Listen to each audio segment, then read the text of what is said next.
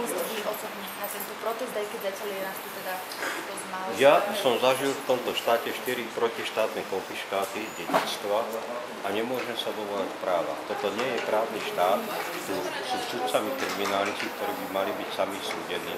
Žiaľ Bohu, aj strany sú kriminálnické, pretože napríklad Ficová strana je strana právnických kriminálnikov, len si pozrite, koľko tam majú poslancov, právnikov a tak ďalej. Vieme, z aké rodiny pochádza, vieme, kto je jeho manželka, kde učí. Čiže to sa dala dokopy táto právnická mafia ešte tých bolševických zločincov, ktorí tedy rozhodovali a tým nechali právomoci súdiť naďalej a akože konečnou instanciou. Pritom oni vykrádajú archívy, u seba nechávajú neriešené prípady, zatlkajú to. Druhá vec je napríklad vyšetrovatelia. Vyšetrovateľov robia väčšinou, neviem koľko, cháda 15 na Slovensku, ak robí vyšetrovateľ, čo má právnickú fakultu. Väčšinou sú to bývalí učitelia a nejaké takéto sociológovia, takéto, čo si to urobia narýchlo. A oni ich náročky inštruujú.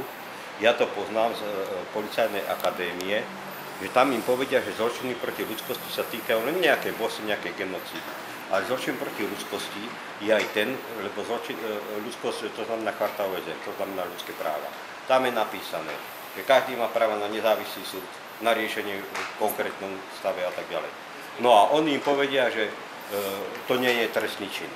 Tu sa jednoducho trestné činy vydávajú za prečiny, pri najlepšom, alebo za podnety, ktoré sa potom hážu do šuplíka. Toto vôbec nie je právny štát.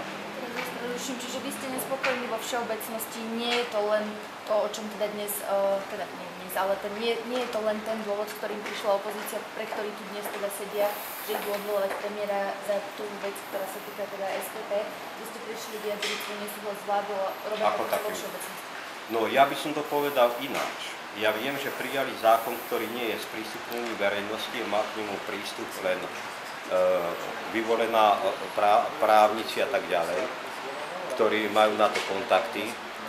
Nebol ten rok 2004 vôbec nevyšiel vo vesníku, nebol tlačený. Má by to byť zákon 01 2004, prijali myslím v septembri 2003 a okolo 14. januára, ako ho švihli ako na účinnosť a odtedy netlačili ten jeden rok ten vesník. Čo to je za zákon? No to je zákon, ktorý je vyloženie proti ľudským právam, lebo by tam malo byť niečo také, že keď túto súd nejaký výnos vyniesie, tak musí byť nie je zmeniteľný. Kdežto vyloženie v ľudských právach hovorí, že keď je zákon vyniesený v rozpore s týmito správnymi vecami, takže je povinnosť súdu ho upraviť. Čiže to znamená, že celý tento štát je neprávny. Čiže vy ste prišli vyjadriť sa nesúhlas. No a prijali ho 144 poslancov, 4 neboli prítomní a tí dvaja, čo sa zdržali, tých Slota vyhodil. To je tá... To ešte hovoríte o prvej Ficovej vláde? To je z roku 2004, čiže to bola prvá Ficová vláda, ale v podstate hovorím, že tu neexistuje žiadna opozícia. To, čo sa oni hrajú, že tzv. Pravica, lavica, to je humbug. Tu sa jednoducho, toto je vyslovená totalita, keď bola v Aténach dosadená vláda víťaznou Spartou, boli to tí Krytiasovci, najprv bolo 3000, potom ich bolo 300, tak ich nazvali, že to je základ fašizmu a tyrania ožrateckých plutokratov, skupinových a tak ďalej. Niečo podobné, žiaľ Bohu, aj takzvanej demokracii slovenskej existuje. A nie len Slovenska, my sa rozumeli. Ja vám poviem príklad. Ja som žiadal o azyl v Bruseli v septembri 2001, ešte pred prijatím Slovenskej republiky do Európskej únie. Rok ma nepripustili k výsluchu, medzi tým ho prijali a potom som sa zriekol svojho tzv.